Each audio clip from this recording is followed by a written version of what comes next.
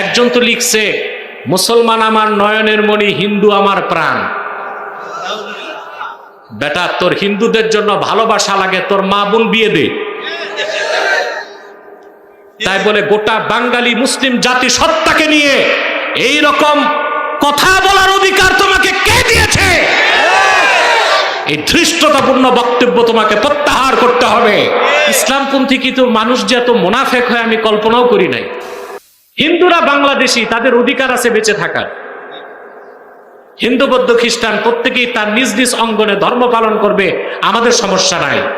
কিন্তু মুসলিম যে কোনো শিরকি কাজে শুভেচ্ছা জানাতে পারে না, এটা শিরকি কাজ, জঘন্যতম নিকৃষ্ট কাজ। তার মুসলমানিত্ব থাকবে না, ইসলাম থেকে খারিজ হয়ে যাবে।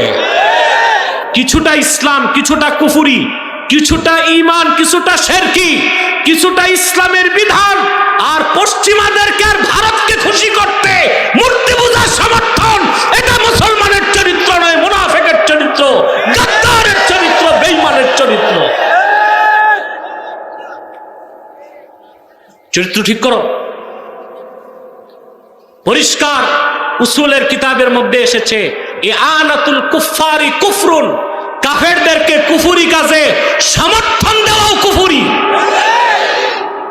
হিন্দু তার মতো পূজা করবে, আমাদের সমস্যা আছে?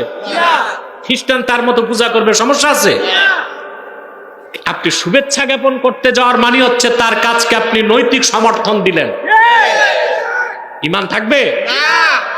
আসুন আমরা আমাদের আকীদাকে ঠিক করি।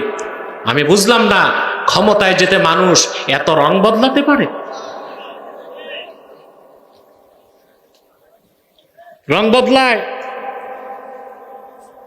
আগে তো খুব দলিল প্রমাণ দিয়া বুঝাতাম, এখন দেখি যে না, বুঝার মানে না, চামড়া গন্ডারের মতো শক্ত। মুসলমান দুই রং ধরতে পারে না, একটা রং।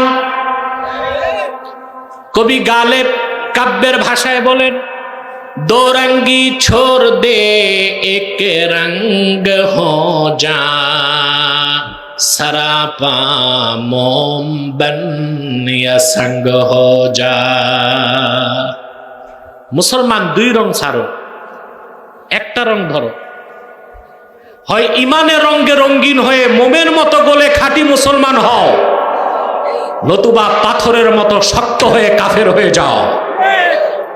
শুধু রাজনৈতিক ধান্দার স্বার্থে যারা বিজাতিদেরকে সন্তুষ্টি করতে মুসলিম পরিচয় ভুলে যেতে চায়, তারা জাতীয় মুনাফিক ও গাদ্দার ছাড়া কিছু হতে পারে না।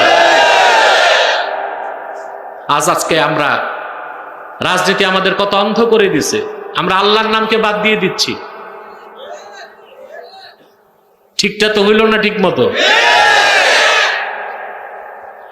আজকে আমরা ভুলে যাচ্ছি আমরা মুসলমান।